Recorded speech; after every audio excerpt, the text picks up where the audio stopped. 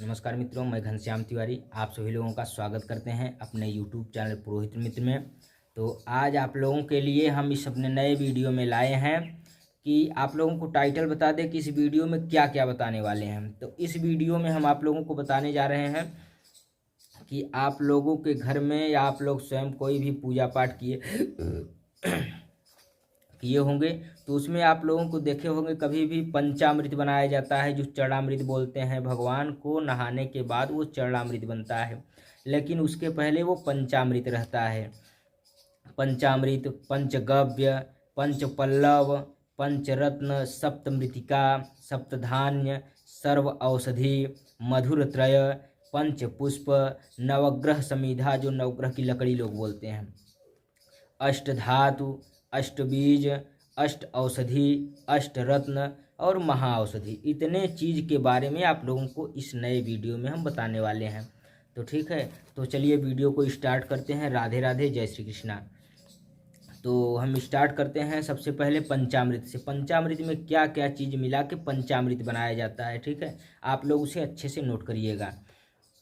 तो देखिए पंचामृत के बारे में क्या बताया गया है इसमें। गव्यमाज्यम दधि क्षीरम माचिकम शर्करान्वितम एकत्र मलितम ज्ञेयम दिव्यम पंचामृतम परम। तो देखिए क्या बोल रहा है ये कि गाय का घी, गाय का दही, गाय का दूध तथा शहद और शक्कर, ये सब एकत्रित होने पर दिव्य पंचामृत बनता है। इसमें 5 चीज़ यही मिलाया जाता है, उसे ही आप लोग पंचामृत कहते हैं, ठीक है, अच्छे से आप लोग नोट कर लीजिएगा। चलिए दूसरा नंबर आता है पंचगव्य का। पंचगव्य में क्या क्या चीज़ मिलाया जाता है इसमें आप लोग देखिए इसके बारे में क्या बोल रहा है ये कि गोमूत्रम गोमयम क्षीरम दध्याजम कुशोदकम मंत्रेण मेलितम भूयात पंचगव्यमघापकम।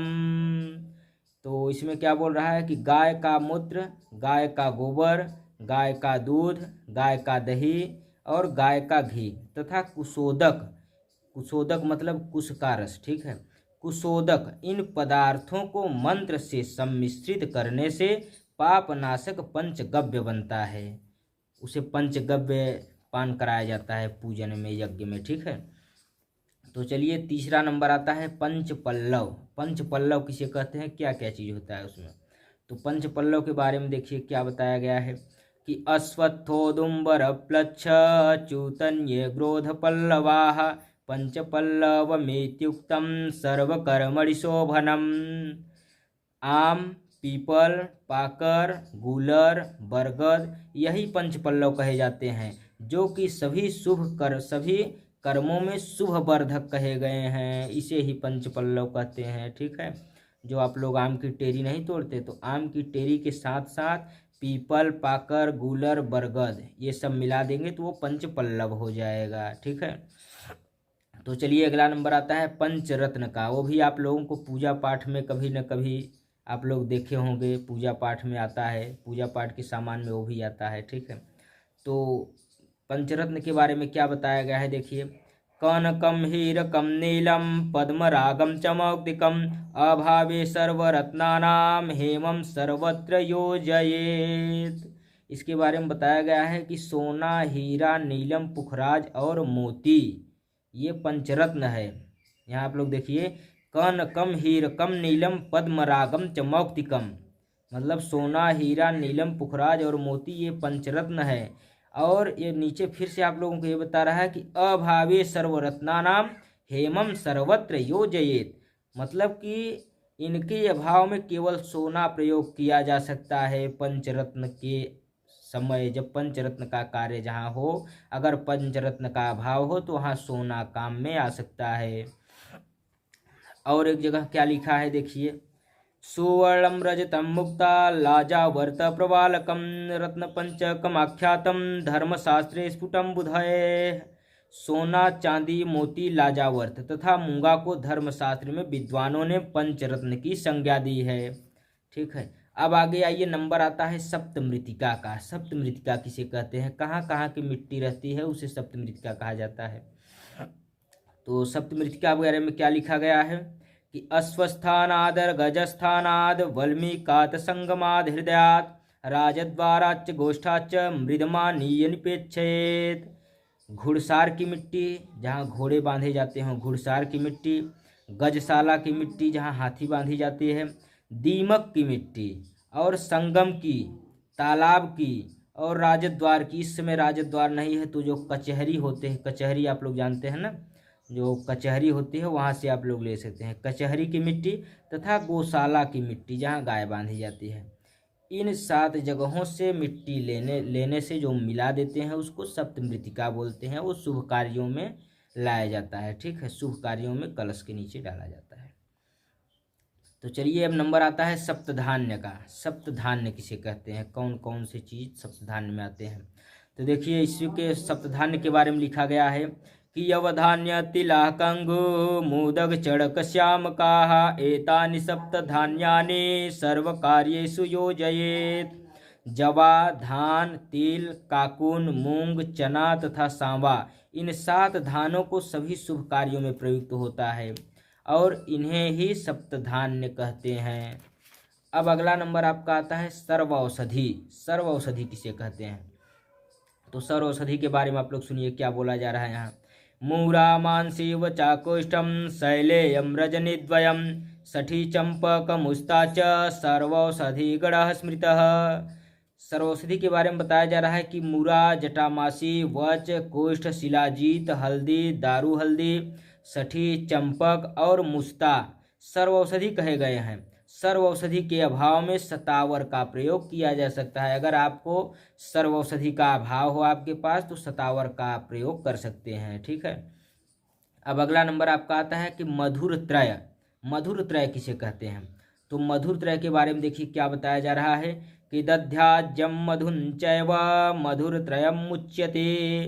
दधी, घी तथा मधु जो शहद होता है, दधी, घी और मधु को मधुर त्रय अथवा त्रिमधु कहा जाता है। मधुपर्क में मधुर त्रय का प्रयोग होता है। जो विवाह, शादी या किसी यज्ञ हवन आदि पूजन पाठ में जो मधुपर्क का प्रयोग होता है तो मधुपर्क इसी को कहते हैं। दधी, घी तथा मधु का मिश्रण मधुर त्रय या त्रिमधु कहलाता है, ठीक है। इसे मधुपर्क में यूज किया जाता है। अगला नंबर आपका आता है कि पंचपुष्प। पंचपुष्प किसे कहते हैं। तो पंचपुष्प के बारे में देखिए क्या बताया जा रहा है।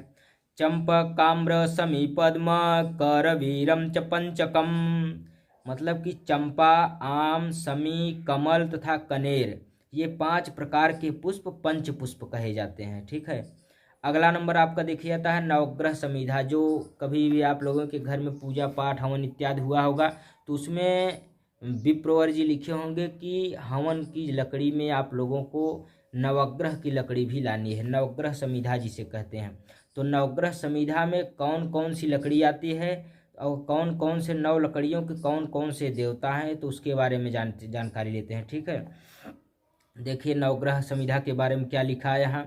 अर्कः पलाशश्च खदिरः अपा मार्गोऽथ पिप्पलः उदम्बूरोः समीदुर्वा कुशाश्च समिधः क्रमात्। मतलब कि पहला नंबर है सूर्य, जिसको उनकी लकड़ी है मदार। सूर्य की मदार, चंद्र की पलाश या छूल, मंगल की खैर, बुध की अपामार्ग जो चिचड़ी होती है, और गुरु की पीपल, शुक्र की गूलर, शनि की समी, राहु की दुर्वा तथा केतु की समिधा कुश, ठीक है। केतु की समिधा कुश है। ये 9 ग्रहों की 9 समिधा है, 9 लकड़ी है, जिसे नवग्रह समिधा कहते हैं, ठीक है। अब आगे देखिए किसकी जानकारी है आप लोगों को। अष्टधातु के बारे में बताया जा रहा है कि अष्टधातु किसे कहते हैं। अष्टधातु में आप लोगों को देखिए आता है क्या क्या। सोना, चांदी, तांबा, लोहा, शीशा, रांगा, पीतल, कांसा, ये आपका अष्टधातु में आते हैं। और अष्टबीज क्या क्या है। अष्टबीज में कौन कौन सी बीज आते हैं तो देखिए तिल, जव, मूंग, गेहूं, नीकर, सांवा, सरसों, धान, ये आपका अष्टबीज है। अगला नंबर आपका आता है अष्ट औषधि। अष्ट औषधि में क्या क्या आता है तो इसे भी देख लीजिए आप लोग। हरताल, मैनसील, अभ्रक, कुलंजन, गेस, सोना मक्खी, चांदी मक्खी, काशीस, ठीक है। ये आप लोगों का अष्ट औषधि है। अब अगला नंबर आपका आता है अष्टरत्न। अष्टरत्न में कौन कौन से रत्न आते हैं तो इसमें आप लोग देखिए हीरा, मोती, मूंगा, शंख, स्फटिक, पुखराज, नीलम, माणिक, ये आपका अष्टरत्न है। अब आप लोगों का अगला नंबर और अंतिम नंबर क्या बताया जा रहा है कि महाऔषधि। महाऔषधि में क्या क्या आता है ये आप लोग अच्छी तरह से नोट कर लीजिएगा, ठीक है। समी, पलाश, सारिवा, हल्दी, सरसों, प्रियंगू, कुलिंज, पद्मकेसर, गोरोचन, नागकेसर, सहदेई, सिंधी, व्याघ्री, बला, शंखपुष्पी, वच, सुवर्चना, सिद्धि, वृद्धि, सतावर, सूर्यवर्त, अपराजिता, विष्णुक्रांता, ये आपकी महाऔषधि है, ठीक है। ऐसे ही नई नई अच्छी अच्छी जानकारी लेने के लिए आप लोगों को बने रहना होगा अपने चैनल पुरोहित मित्र में। चलते हैं, मिलते हैं आप लोगों से अगले वीडियो में। अभी के लिए राधे राधे, जय श्री कृष्ण।